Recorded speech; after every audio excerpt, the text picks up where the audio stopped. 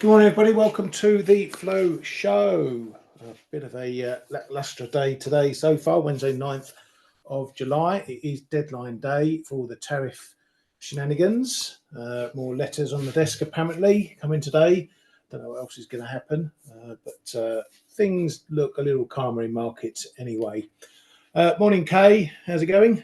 Morning, Ryan. Yeah, morning, everybody. I guess we're all waiting to see what's going to hit next with all those tariffs now. Yeah, exactly. Actually, the Bank of England just released their latest financial stability report. Just looking over the details.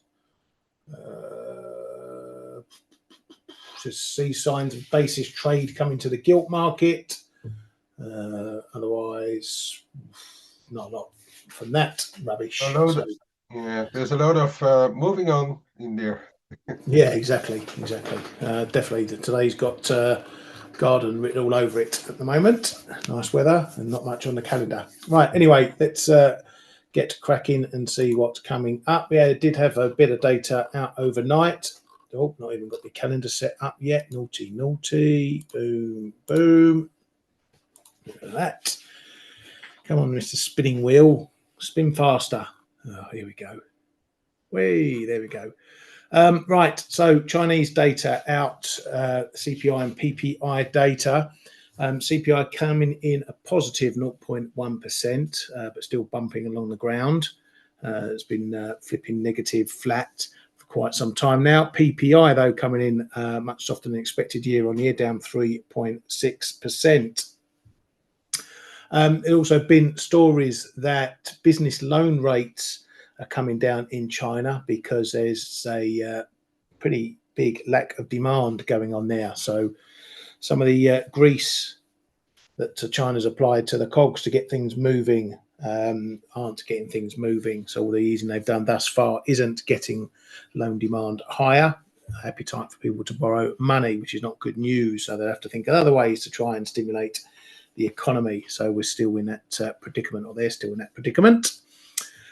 Japan had their preliminary June machine tool orders out year on year. That came in worse than expected at down 0.5%.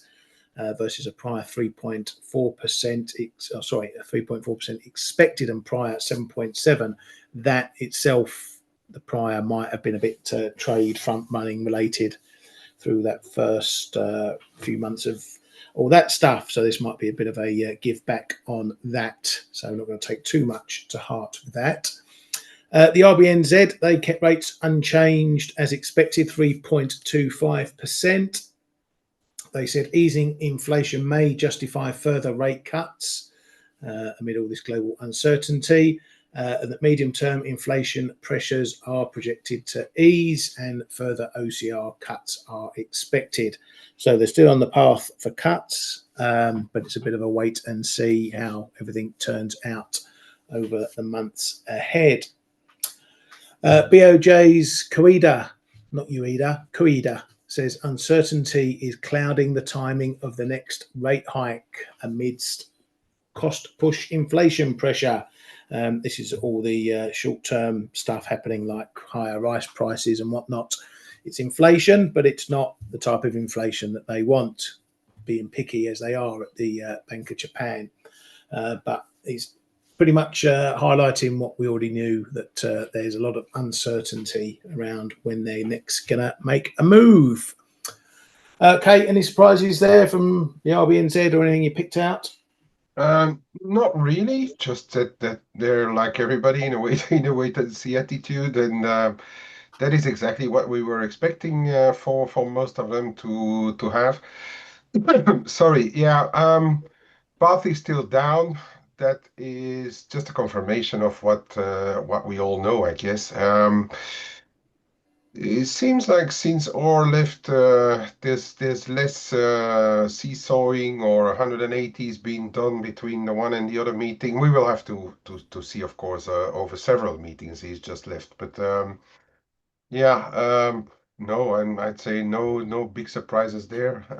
No, and the market did a usual bit of a yo-yo, algo moves, trying to get I suppose orders out of the way, each side of 60, the big figure, and but we are back there in the middle of the latest range, and yeah, it's just like with all of them, waiting and seeing, and then ready to act again. So well, as soon as we get clarity, we may see a wave of central bank moves coming. But when that will happen, I guess Mr. Trump is going to tell us first of all.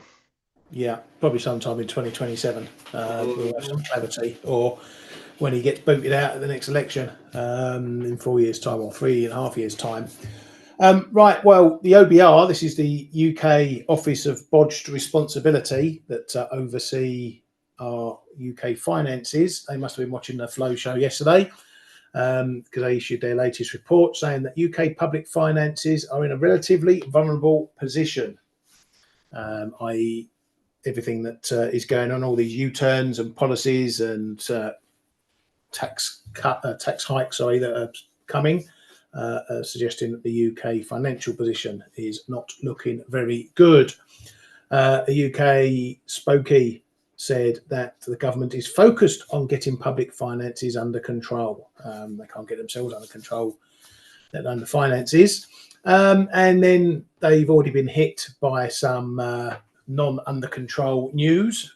UK doctors or junior doctors have voted to strike this year over pay because their 5.4% pay rise that they've been given on top of the 22% they were given last year when they all went on strike is not enough. So they're going to have to deal. The government's going to have to deal with that again, and obviously higher pay rises puts more pressure on the government's finances, and then they have to recuperate that somehow. So Miss Reeves, the bird from accounts, has got a lot of pressure on at the moment. How she's going to navigate that? None of it, in my opinion, looks like good news for the UK going forward. And as we were saying yesterday, that's got certainly both mine and Kay's antenna up for thinking about some pound shorts. But this might just be the start of it. ECB's Wojcik says the ECB must not rush into further, like I said, further rate hikes. But he was talking to the press about that. I'm not sure if he meant cuts on that. I only just realised he said hikes. Who knows? Now, we've had news out of Germany. We've been keeping an eye on what's going on with all this investing and whatnot. Handelsblatt reckon that several dozen German corporations want to strengthen Germany as a business location with an investment offensive. They say that this investment money that's being found down the back of the sofa will be used for new plants, the modernisation of facilities, and the development of new products. All a bit open and airy fairy.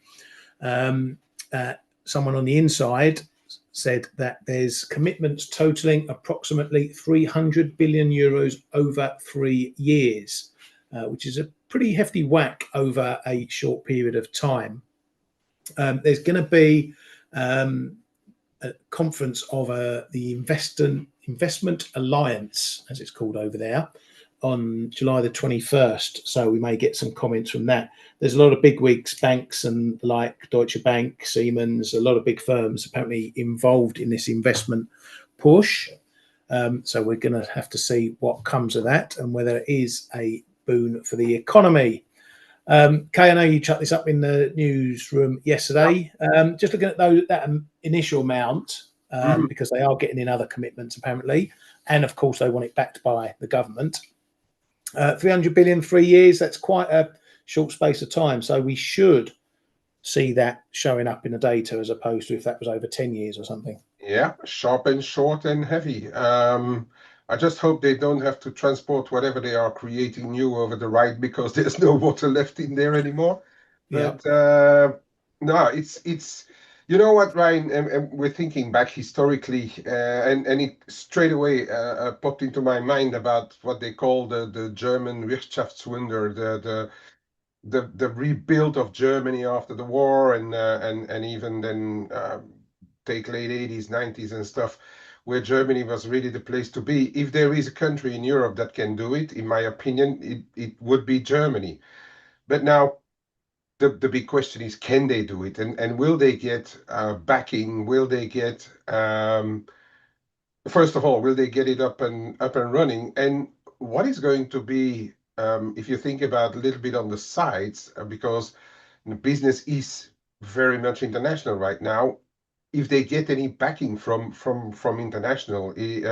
internationally as well, because we're talking about very big companies there, Siemens, just to name one, which is a worldwide company, obviously.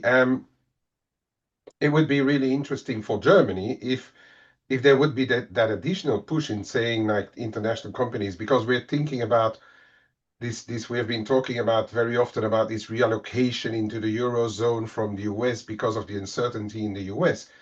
But imagine that they get backing from international money. That would be a very big deal, I think. And then we will need to think about a German revival. Now we're not there yet. We will see, as you pointed out, on the 21st of July. First of all, if they can agree amongst themselves. But if Handelsblatt talks about it, that must be that they've been already thinking very hard about all of it. Um, yeah, I mean, it could be a very big thing for Germany. And as we know, Germany being uh, one of the main, if not the main engine in Europe, on the scale of things, it could mean a lot of good if they manage to get their act together on the back on this. Yeah. Now I know this was all sources stuff, and I know it's a bit light on Yeah. detail, but just that comments in there saying that it'll be used for the money will be used for new plants, modernisation of facilities, and development of new products doesn't scream thousands of jobs, big infrastructure spending like improving transport links and that sort of stuff. It So may all be linked, right? I'm a bit sceptical Yeah. um, of the growth impact. If it's Siemens saying, "Oh yeah, we're going to build a couple of new factories," fine, that's going to be good for Siemens. It doesn't necessarily mean it's good for the Mhm. whole of Germany. That sort of thing. So I'm going to be a bit sceptical until we get further details, I Mhm. think. Yeah, of course. And modernization is usually nowadays not equal to the creation of a lot of jobs. But I think they're big enough companies to think about that. Yeah, the thing is with markets, Ryan, is that sometimes people see through the number of jobs, but if it's good for a country, more business also means more tax income and things like that, and Yeah. from that angle, I think business wise, money wise, it could just be the next best thing for Germany coming. But again, we need to know exactly the details, and if they really want to go ahead with such a big plan. Yeah, and for markets, this news is all about exactly that, the details. Once the market hears that the details and it likes it, that's the sort of thing that keeps things like the euro supported. The market doesn't care what growth is going to be like in 3 years' time. It will worry about that in 3 years' time. All it will do is trade the expectation, and then we'll get over that hump fairly quickly and move on to other things. Um, Bulgaria, they're going to be in the Euro come the 1st of January, or on the 1st of January 2026, because EU finance ministers have approved them joining the Euro. So they're going to get the funny money as well. And that'll be another country in the mix. We did get a tiny bit of data out yesterday from the US, the NFIB Small Business Optimism Index, which dipped 2 pips, but it's still holding up pretty well in terms of overall trend. It's a bit light on the calendar for today, I can tell you. Right, let's get into all the Trump and tariff and trade stuff. So, Mr. Truth Bomb dropped one on us yesterday late afternoon, talking about tariffs being paid on the 1st of August, saying that this date was already in play. There's no change to this date, and there will be no change to this date, and no extensions will be granted. So, if he's to be believed, August the 1st is D Day, just like all the other D Days had come. But apparently, this is the one where we're not going to go over. So, all people are still scrabbling around trying to get trade deals done. It's reported that Besant asked Trump not to go forward with reciprocal tariffs because there were deals being made still. So he wanted to hold him back a little bit. Back to Trump, he said on the EU that the EU has been speaking to us and the EU is treating us very nicely. However, they are probably 2 days off, or he's probably 2 days off from sending the EU a letter like everyone else is getting letters. Then Trump decided he's going to impose a 50% tariff on copper. Why not? Got nothing better to do. That is, according to Lutnick, is going to be put in place either later this month or on August the 1st. Lutnick also said that their studies on pharmaceuticals and semiconductors is going to be finalised by the end of the month, and 200% pharma tariffs have been touted if firms don't move production to the US. So that's a quick reminder there that while we are negotiating certain things, not everything, all sectors are under these trade deals and these tariffs. There are things like pharma and semiconductors to come. So even if we get over this moment, we're not at the end of the road potentially for tariffs on other areas. So be forewarned about that. Lutnick also said that Besant and Greer will be meeting with China to talk about trade in early August as well. Besant says the US has received 100 billion in tariffs so far and expects that number to reach 300 billion by the year end. White House advisor Hassett is also becoming a serious contender to become Fed chair. It's the battle of the Kevins, Kevin Hassett and Kevin Walsh. According to the Wall Street Journal, Hassett stepped up into the favoured position at the moment. So we get to see what happens with that. The Supreme Court has also dismissed some of this stuff going through about these appeals against all these government layoffs. So they've given Trump basically the green light to continue with his government layoffs, federal layoffs, although the decision that they made yesterday isn't the end of the story. It is one legal obstacle, as they called it, but the court noted that it was not assessing the legality of any specific layoff plans at federal agencies, and said those layoff proposals, some of which were submitted earlier this year, could still face legal challenges on a variety of grounds, including union opposition, statutory restrictions, and civil service protections. Now, I put the story in our newsroom, and it's worth having a quick butcher's if you're in our chat room, because this court stuff has affected the whole swathe of Doge cuts that came in. So we knew it's around the 300,000 mark, people who are going to initially be affected, but that's across all the different departments, some of which are arguing against it, some of which are now saying this court appeal clearance gives them the ability to continue. So it's not necessarily the case that we get to this August, September, October date and we're going to get 300,000 government jobs showing up in the NFP. Not everyone's been sent away, sacked, whatever you want to call them, retired and whatever. So it's going to be a bit of a mess. It's not going to be probably 1 month where we get one number and then we're all done with it. What we do know is it's an unknown that we know about. So it's a known unknown. We know it's coming. It's not going to be that much of a surprise if it's a big number. But how it all comes through, we don't know. So he's got his clearance, Trump, to do it, but he still may face other legal challenges, and I think he already is facing other legal challenges. So we don't know what's happening. It's all part of the mess to do with those jobs numbers. Kate, we're at deadline day for what's to come. Are we over the worst of it now, or could we still get some bombs dropping? I guess it all depends whether the EU and perhaps China get the letter sent in today or even tomorrow, because now, let's face it, the 9th of July has been is a deadline. It's not a deadline in one word; it's a deadline in 2 words. Because he anticipated it with countries like Japan, Korea, for instance, and now he's probably delaying it for Europe and China, unless he sends them out today, which is very possible. I don't think we're over the worst because we never know with Trump.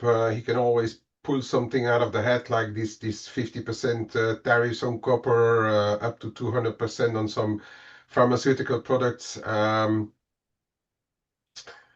Yeah, so I don't think the worst is over. And as we've been talking about yesterday, the day before as well, we are now waiting for what's to hit next. If it's mild for Europe, I expect the euro, at least on the crosses, to remain quite beaten. And I'm thinking about stuff like, for instance, the euro yen if Japan does not find a quick solution. Perhaps even euro sterling starting its next leg higher, because we know about the UK US framework, but we also know about other issues hitting the UK right now. Um, I don't, but it could be that all of a sudden he sends out a letter to Europe and says like, look, you've been waiting for too long to come over the bridge. It's going to be 25, and then let's see if we can get back to 10. And such an announcement would probably send the euro tumbling 1% or 1.5%. So no, I don't think we are over the worst, but we are potentially going to have some clarity whether he sends the letters to the big blocks or not.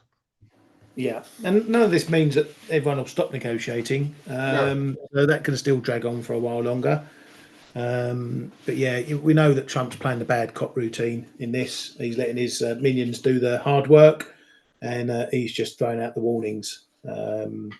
That's his mo. We know it. We know how to deal with it. But yeah, we'll see what else we get. Galaxy is saying the sad part is employers are being replaced with more expensive contractors, and also events and state pushback will reverse a lot of cuts over time. Yeah, that's possible. If the US is anything like the UK in the public sector, there's a lot of chaff. Okay, I know that from personal experience. There is a lot of chaff that should be cleared out. Obviously, it's not nice to say that people losing their jobs and whatever, but government public employment has become very, very bloated over here, and you can probably do a better job with far less people. So, yeah, maybe clearing out some of those government workers is what's needed to get things working even better. And then as things grow, you can employ people back again. But yeah, it's one of those ones. Galaxy. There's two sides to every story. and Um, automation sorry, mate. and automation is replacing real Yeah, people's jobs as well. yeah, exactly. US Treasury is going to increase T-bill issuance, specifically initial increases in 4, 6, and 8 week bills. Kay, wanted to get your input on this one. Is this just something that's part and parcel of normal procedure, or is the Treasury looking at Powell and the Fed and higher rates and thinking, right, well, we need to get in where the lower rates are rather than where the higher rates are. It's been an ongoing process to shorten the maturities, because obviously the yields are lower, and they all hope for the Fed to cut rates, which then would have an impact on some yields that they or rates that they have to pay. It's actually already been ongoing since Yellen was still there. But yeah, I mean, it's just a case of paying less. But in the bigger scheme of things, what they do now is because the big beautiful bill just has been voted, so I think they are in kind of the process of seeing how much more taxes they will get from the one hand on the tariff versus what they have to spend, and nothing is set in stone for the time being in the Treasury. That's my opinion. people may have different opinions about that. So we are in a bit of a transition period over there, and for as long as that is going on, they probably will still prefer to do the short end because it is cheaper. But at the same time, it comprises a bit of a risk element because imagine that they don't cover all the big beautiful bill expenses by tariffs and other income with and again, like looking compare it what we were talking about in Germany. If companies build in America, produce build those plants and stuff like that, which is the one of the big aims that Trump is having, is that if you want to do business in America, build it in America, you know. And if they don't get all those planned or hoped for income, then they are going to be facing with a bigger problem down the line. But for the time being, they are in this kind of transition period, I think, where they again, it's a double-edged sword, as I was saying. I mean, there's an element of risk, but on the other hand, you pay a bit less right now. Yeah, absolutely. Trump, speaking about Putin, said he's not happy with him. Says he's still dealing with him, but not happy with what he's up to. He's also said he's going to increase weapon production in the US, and the Kremlin have taken note of that because apparently the US are going to potentially supply Ukraine with more arms and defence systems, which the Kremlin's going to be keeping an eye on. This situation has sort of fallen a bit by the wayside with all the trade stuff going on, but it's I think it's going to come to a bit of a crunch point at some point because Trump's going to say, well, you know, we're trying to get this done. Putin's not playing ball, so now we've either got to step up giving arms to Ukraine or more sanctions or what. So I think once this trade stuff dies down a bit, we may be switching to that thing again. He was also talking about clean energy, solar, wind farms, and that sort of thing, saying he's not really on board with that because apparently wind is very expensive. It's bad for plains and valleys. If you live in the valleys, then you'll have an idea whether wind is bad for you or not. Anyway, that's his expertise knowledge on wind. That's it on the headlines. Anything else, Kate? No, not right now. You were just talking about this Ukraine stuff. Just been some well, not studies, but plans seen by some investigators that China really is sending drones and stuff to Russia for the Ukraine strike. So that's another element of tension, I guess, that may be used by the U.S. administration to put more pressure on China. But okay, that's an ongoing story. It's not new from today. Yeah, exactly. But it could become more prominent if the market's stretching around for other news to trade after this trade stuff. Right. Sorry, I'm just reading some of the comments. Right, where should we start? Let's start on Aussie dollar, and we'll have a look at oil because I know I think it was Demetrius wanted to have a look at oil yesterday, so we'll make sure I have a look at that. Aussie dollar. So it got a bit of a lift on this copper tariff stuff, but it's a bit of a strange move.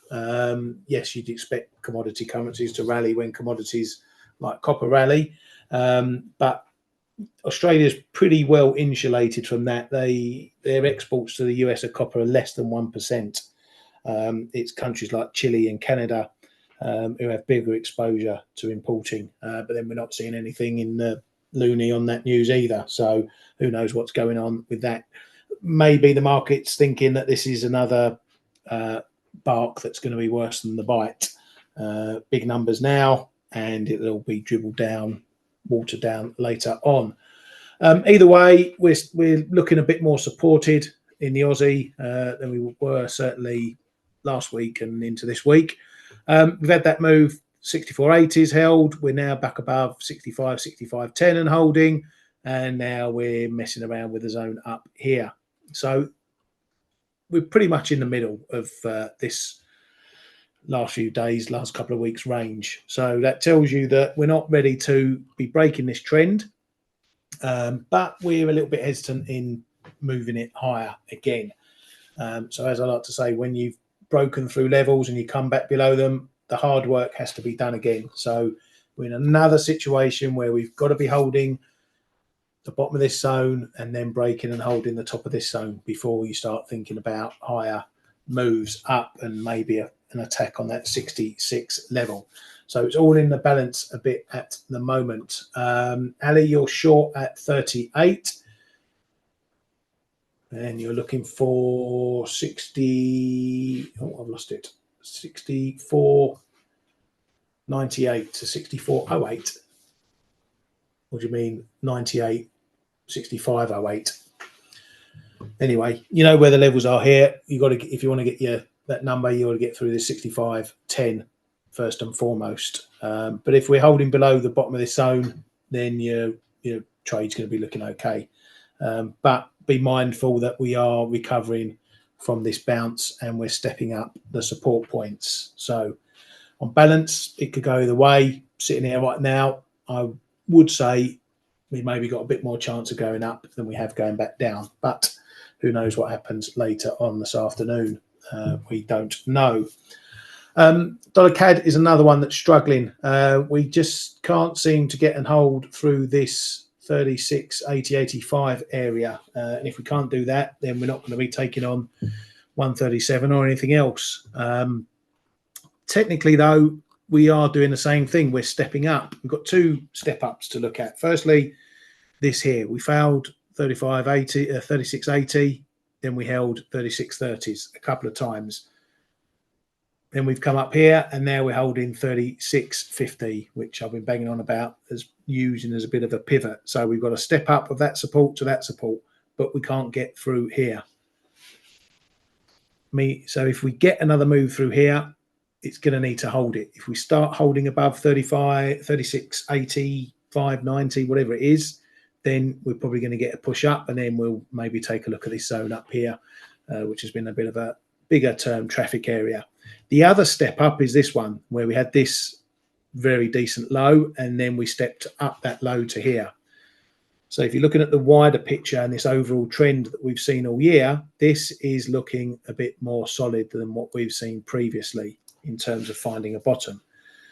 So take away the shorter term moves. If we get a move down to 36.15, 36, and it holds there in the same way it held here, that will be a third step up, and that will be a surefire signal that we have put in a really decent bottom down here, which will then give it the ammo to go and tackle some of this yearly trend, talking maybe back up 138s, 140s, something like that. I'm still a little bit short, and I was just saying in our chat room, if I see that sort of price action where we see a dip to down here that holds, I'm going to bail my shorts if I'm still in them and flip long, because as I say, that will be a pretty decent signal that we're going to be heading higher. Of course, we could just break up here and then continue on and still go on to make those highs. But if you've been bearish dollar CAD for a while, the picture may be changing, okay, or maybe has already changed. So be very careful if you're still thinking about shorting dollars. Dollar yen. Just a quick word about the dollar CAD and maybe Aussie as well in regards to that copper. Yeah, we saw a big jump in the copper prices, and intuitively people would say like, "Oh, right, that's good for Aussie and Canada, perhaps." But I don't think that Canada is anywhere near the top 10 or so of copper producers, but sometimes it can get a bit because all commodities are a bit. It also makes it more difficult to export to the US if they would need to import. We have to know that US is also in the top 10 of copper producers themselves. So I'm not sure whether it has a big impact, but if we look at the impact that it may have, negative impact it may have on exports to the US from certain countries and their currencies, we may argue that the price of copper yeah, it's jumped, but if the exports are made more difficult, it may not have a big positive impact on the currency, or at Yeah, least not lasting. yeah, exactly. Yeah, that's why it looked. The move looked like a Mm. typical. Oh, copper's gone up. I better buy Aussie Aussie, sort of thing. Where it's not necessarily the case. But yeah, longer term picture. Yeah, I think this dollar CAD may be looking like it's got a decent bottom in play. Dollar yen had a little niggle through the 147, got up to that fib level, that old fib level, poked its nose briefly above it, but we're back below. This is the range that we need to watch, this 147, 47.15 and this 146.50. If we break there, we've got another level not too far below, around 146.30. That will be next on the cards. If we're moving back below that, then maybe we're going to start washing out a bit of this trend and we're going back into the old up and downy middle of the range around that 145 area. I'm still a bit long. I've got my stop locked in, so I'm all right. But if I see another test up here that holds and there's no big news behind it, or if there is big news behind it and we still can't get through, then I think I might fold up and maybe even go and dabble a little short on that one just to play the level. But yeah, the range right now 146.5, 147s. Take your cues from that. For breaking up, then we're probably going to tap some of these high levels, 147.60s and 148, which will be another trade in itself. You got any view on this one, Kate? Staying offered in this, but It's done. Yeah, it seems to have done the major move now, and people want to take profits because they never know what's going to hit next on the wires. Um, I'd say for as long as nothing is done in between Japan and the US, it could be that we see this profit taking and waiting for the next round of negotiations. But if it's again a negative one, you're going to see a next leg lower in the end. But it is also seen its weekend. It is also one of those candidates that when they get a deal which is okay for Japan, and we've already been talking about that, it's also potentially the biggest mover on the other side. And I think the market is in this kind of mood that it does not want to be taken completely by surprise, because it has been taken already too many times by surprise from April with the US, but also fresh in the minds when the Bank of Japan makes a bit of a surprise move. And so I think in this, and that was also behind my thinking yesterday when taking the profit on the euro. And he's saying like, okay, I mean, we've done the move, let's take it and then see what happens next. Okay. And that's where I guess the market is at right now as well. And then, as you say, you're running into those levels. Yeah, I mean, from here all the way up to 148 and 148 and a bit, we are in a bit of a zone here. We also know that the yen can be a bit volatile, as we have seen several times. So, yeah, I think it's the case of let's take some profit and then see what's going on. And of course, if you that's just the laws of supply and demand. If you don't find any buyers anymore at the top, it only can go one way for a while, and that's that's back down. And then we will see where the buyers step in again. You look at the crosses yen though; they're still pretty lofty, pretty at lofty levels. And yeah, we're giving back some, but we are not giving back massively. yeah. And this, I mean, when there's not much going for the yen at the moment, you've got the Bank of Japan No. who's got so much uncertainty, they might be sitting on their hands for another 2 years. Mm-mm. You've got this trade stuff going on, which is a bit of a surprise. We've got the election coming up, As which well. is not going to be a game changer. Like, Mm, we're not going to see a change of party or anything, but, Ishiba losing or weakening his hand mm, in those elections is not going to be good news either. So no. we're in one of these situations that there's not much going for the yen at the moment, and who wants to buy it? Exactly, right. And if he loses a bit more, he's really going to have his hands tied as well in the diet, which would be a first since I don't know what how many decades apart from just ahead of the big quake. We had a bit of a DPJ lead, but that didn't last for very long. Exactly, on the economical front, it's not rosy right now. Political front, not rosy right now. Economic data up and down at best. Yeah, there's not a lot going for yen right now. But the good thing is that we may find answers to a lot of our questions regarding yen between now and the 1st of August. Yeah, yeah, And then exactly. we may start a fresh trend, which may come under the form of a continuation of what we are seeing now, or a complete reversal. But in the context of uh, economic data and yields, for instance, yen is still you're still paying to go to be long yen if you want to keep it for longer. Yeah, exactly. Still a cost burden to sit in it for any length of time. Not that there's not that you can't short yen pairs, No. but you need to. You don't want to be sitting in them forever, or you're just giving your money away. Right, one more, then I'll bang it over to you, mate. Just have a quick look at oil, and yes, I'm going to look at the continuous contract before Mark in our chat room tells me off, rather than a futures contract. It makes it easier. US oil, again, we're a little bit in the middle of the recent short-term ranges here. We've got this zone, which is a bit of a big one.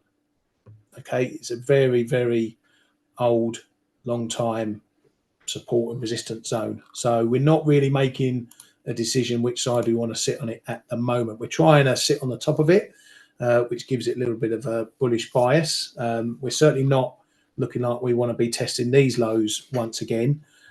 So for now, it's looking, as I say, a bit bullish. And while we're holding above this 67, or top of this zone here, 67s, then every chance of going on and cracking up.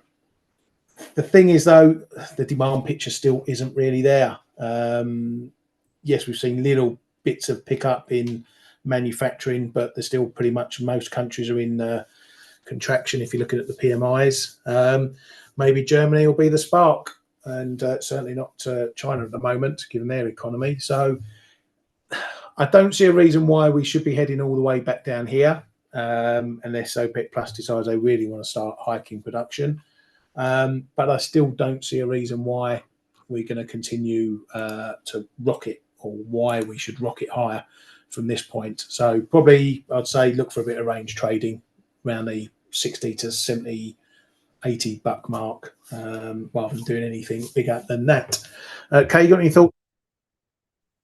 Oh, sorry. Got any thoughts Yeah. on oil while I pass it over? No, but we are in this, how shall I say, this zone of traffic zone, I call them, and we have been trading that zone already quite a lot in the past. Overall, I still think um, tops are getting sold for as long as there's no material change in demand for oil. I think it may just um, over time continue to drift down. But I fully agree with you. We can see that even in the longer term, we are in this traffic zone between 65 and 70 bucks. I don't know whether people want to look at it in the really day to day.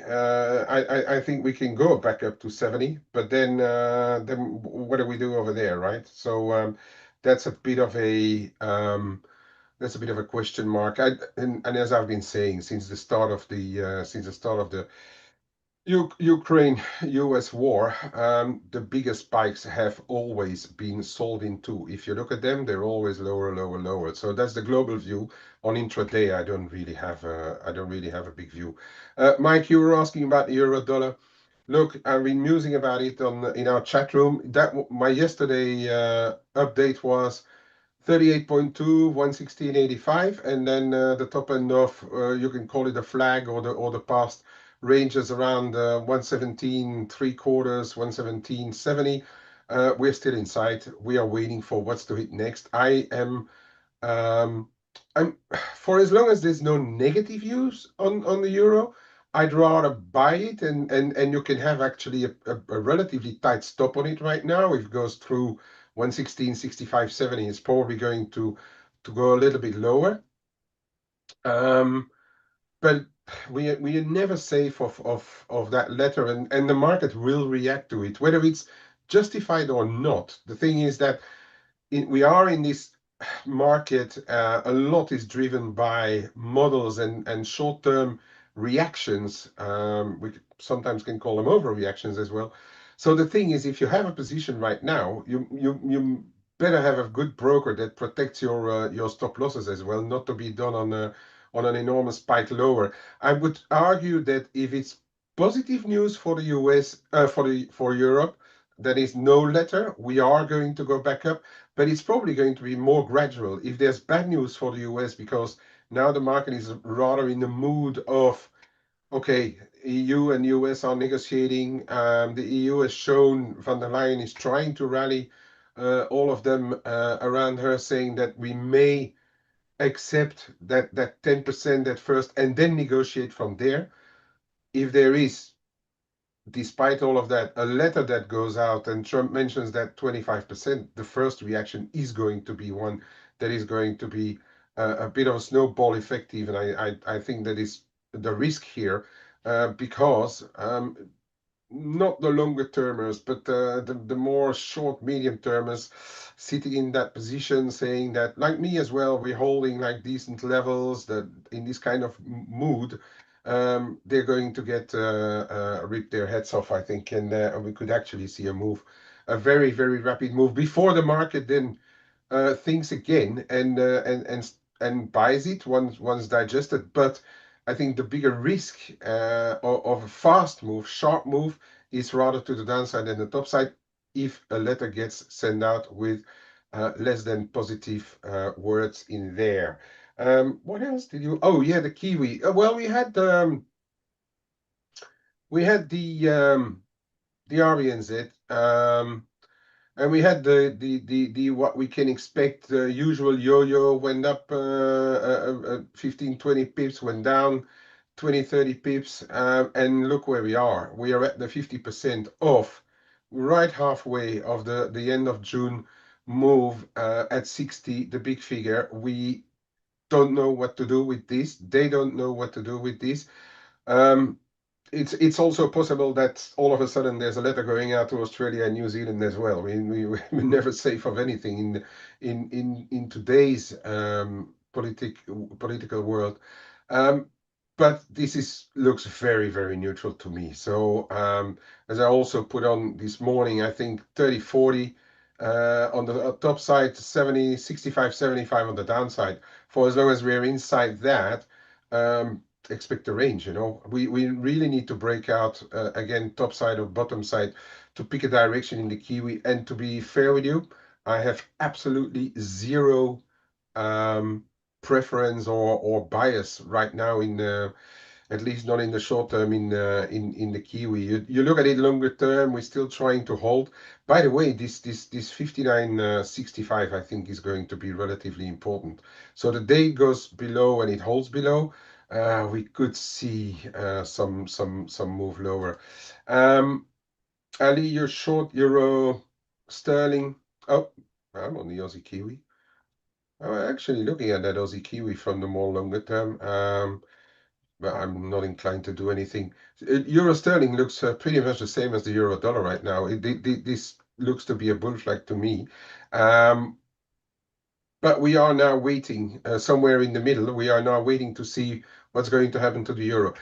I would say if there's nothing bad happening in the euro, I think we're going to go for a walk higher again, because the market is going to remember stuff that's going on, as Ryan already mentioned several times, in the UK now as well. Um, if if it has to come back down, we are going to need to get back below 58, 85, 90. Then you could perhaps say like, okay, this blip is now done. But even then, if you think about it a bit longer term, I think anywhere down to mid 85s, we're going to already find support again. I don't think, looking at how the situation is in the UK, and also the relationship between the UK and the EU is still a bit, a bit on and off. I'd say we are going to find bids on dips. If you're short, keep a close eye. If it goes back above 86.40, I would personally wouldn't be short anymore. But in the meantime, yep, it's respecting this little intermediate pattern, but things can change very, very quickly. And I think for the time being, Ryan, what are we, Sterling Aussie, looking to add short on a pullback. Dimitris, I'm not going to disagree with you at all. I'm not going to disagree with you. I actually pulled it up yesterday. I was trying to find reasons to sell it again. I'd love a little bit higher, perhaps 209 or so. Overall, we barring this big spike in April, it's been relatively um, inside a big range. I know that people have been trading it from the long side, but I think it's a bit undecided here right now because you know what? I think the market is not convinced about Aussie strength yet either. Okay. But on basis of the sterling, I wouldn't disagree with you. 209 figure 20, somewhere around there, unless you really want to wait for the full move higher here. But if sterling starts to weaken again, it may not even get there. Keep an eye, close eye on, but that's still nearly 1% away. Yeah? On 206. 206, those high 206s, if that starts to break, then I think it's going to accelerate to the downside. But as I said, that's still 1% away, still quite a distance away from where we are now. Okay, but I kind of agree with the direction with you, Dimitris. And with that, Ryan, back over to you, mate. Cheers, mate. Thank you very much. Good stuff as always. And yeah, that's the show for today. Thank you very much, everybody, for coming and following us at the Flow Show. Don't forget to hit our coming soon page on the site. Get your details in for that. You can win one of two $25,000 trader funding program assessment accounts.